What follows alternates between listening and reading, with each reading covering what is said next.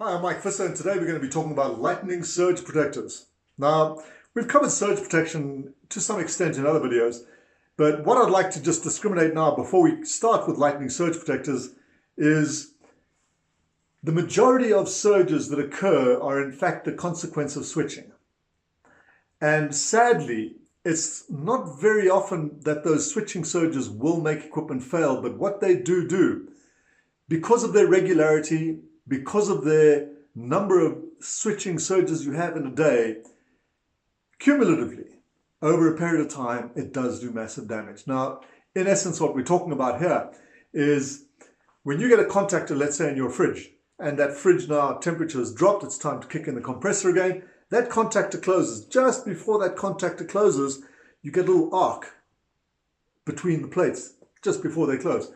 I'm sure most of you have seen this. Sometimes you switch on that light switch and you get that little flash inside the light switch. You can see it behind the mechanism.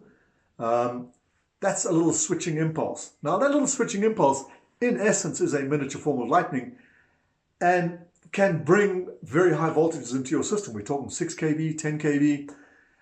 Granted, there's not a lot of energy behind it, like a kind of a 10 kV impulse from a lightning surge that's coming in. That's going to come in with a waveform that has a long duration. That is the amount of energy, whereas your switching surge looks like that as the actual contactor closes.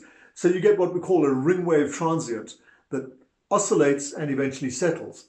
Now that 6 kV is going to hammer the insulation and hammer the insulation. How many times does your fridge switch on it? Does your fridge kick in and out a day? Well, how good's the insulation around the door? That's a critical factor. If your insulation's shot, your fridge could be switching maybe 10 times an hour. If your insulation's good, maybe twice an hour. What have you got in there? How hot is it outside? It's a host of factors.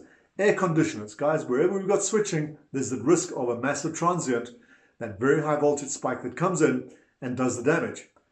So surge protection, really the benefit of most surge protection installations isn't to protect you from that once every 10-year lightning strike. It's to actually protect your equipment from that incessant switching transients. Incessant. Fridges, pool pumps, whatever is regularly switching is going to eventually cause degradation to the insulation of your equipment, and it will fail prematurely.